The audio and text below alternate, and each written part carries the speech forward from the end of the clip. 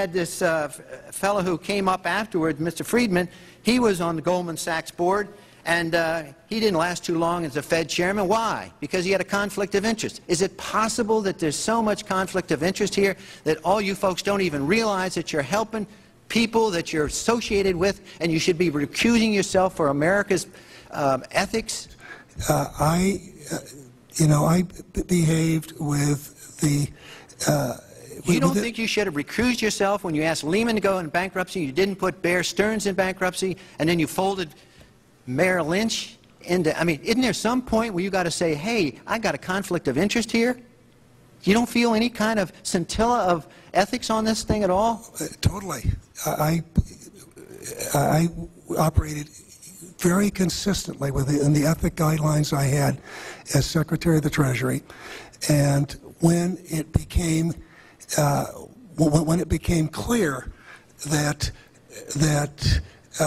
we had some very significant issues with Goldman Sachs and with why didn't you recuse yourself with Morgan Stanley, what I did then, it would have been very wrong for me to recuse myself. What I did was I went and got a waiver from the ethics agreement, because when we had concerns... Who is in charge of the ethics agreement? What? Who's in charge of the ethics agreement that you got a waiver? We have a Office of Ethics at Treasury, and we have a White House ethics office. So you got it from the legal counsel from the White House? We got it from the government ethics office. So we had Snow, we had Paulson, now we have Geithner. All these people cut from the same bowl of cloth.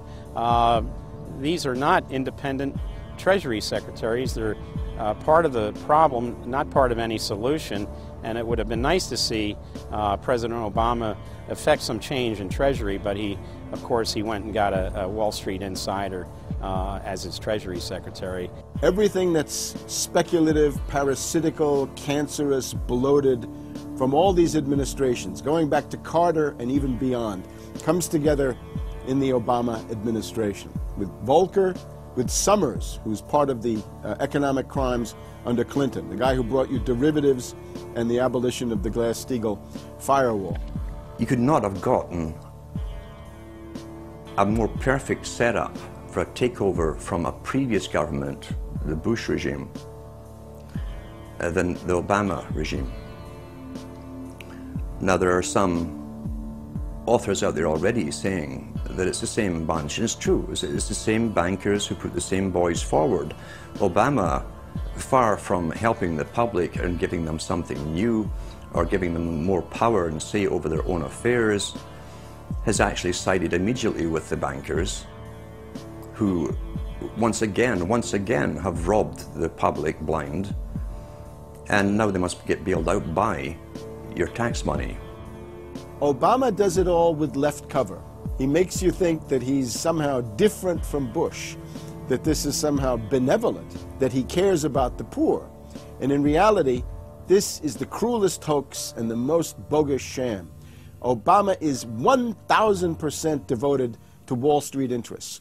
When Wall Street says jump, Obama jumps. And again, it's about $30 to $40 for the bankers for every dollar that ever reaches an unemployed person or somebody who's on food stamps or some infrastructure building for highways. The hope with the Obama administration was that it would move us beyond this. But unfortunately, what we're seeing more and more is that Obama has brought in many of the economists who bought into the system in the past. Larry Summers is a very good example. And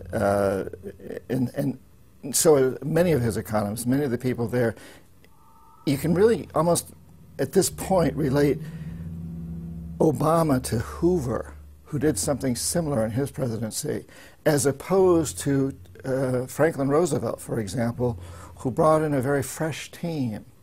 So the concern here now is that Obama's falling into this trap of bringing in the same people who put us in the position that we're in today, and other people who buy into the same theories that brought us here, this mutant form of capitalism. Presumably what most politicians want to come in is say, hey, the problems of the past, they're due to the old guy, and I'm cleaning house, and I'm going to bring in a new team, and don't blame us for the things we've inherited.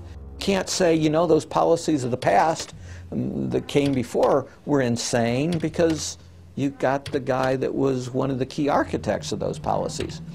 People need to stop having allegiance to their political party. They need to have allegiance to the Bill of Rights, the Constitution, and what has made our republic so special. The basic human rights and dignity that every citizen of this country inherently has. Not because it's some right given to us by government, but because our Bill of Rights, our Constitution, enshrines that these are inalienable rights given to us by God, that we inherently have as sentient, free, conscious beings. But instead the public cheers on the Republicans as they win, or cheers on the Democrats as they defeat the Republicans. It's an endless, staged, gladiatorial event, special interest own both parties, and they project this false left-right paradigm up as like a movie screen. And behind that, behind the throne, the establishment is able to control our society and engineer it into this high-tech police state. If you try to let the finance oligarchs who created the crisis turn around and say they're the doctors who are going to get you out of the crisis, they will dig you deeper and deeper into the bottomless abyss of world economic depression, financial collapse, and disintegration. The Democrats have really done more to destabilize the American economy and to help the big banks on Wall Street than the Republicans have done. I would imagine that the Republicans know a little bit more about finance and markets enough that when someone like Goldman Sachs asks the Congress to change laws as they did in the 90s to do away with position limits on the futures contracts, the Republicans would have said, no way, that's completely inconsistent with any notion of a fair market. But the Democrats, I have a feeling, are just not financially literate enough to say no. And I think that Goldman has very shrewdly positioned themselves with the Democrats, because the Democrats typically, like many NGOs that I've run into, they seem to have a complete inability to comprehend these issues of markets and finance and how it relates to social justice. So under the Democrats, we also saw the repeal of Glass-Steagall.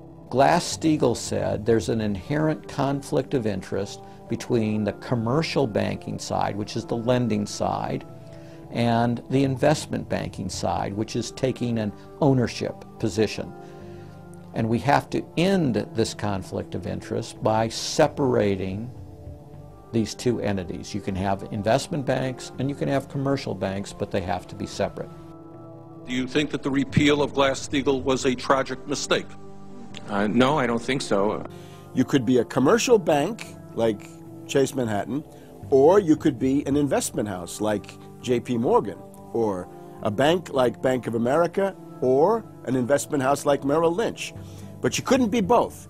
And as the 90s went on, the screaming hyenas of Wall Street were demanding that this prohibition, this regulation, be abolished. This was an illegal and inappropriate form of casino. The derivatives were being used and they were being unregulated, and people were getting 30 to 1, 40 to 1, 50 to 1, and sometimes 100 to 1 profits on the way up. And remember, derivatives are a zero-sum game, so there's nothing there. It's not like a piece of stock in General Electric or Ford or something like that where there's supposed to be some value. Derivatives have no value. But the very people, Summers and Gettner and all the people at Goldman Sachs and J.P. Morgan who created these things made not millions or billions but trillions on the way up.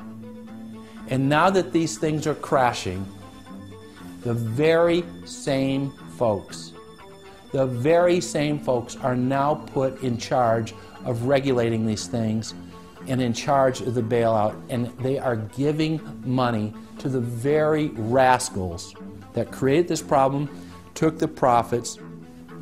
The problem cannot be fixed, and this is on Obama's watch right now. You have so many different schemes and mechanisms at play.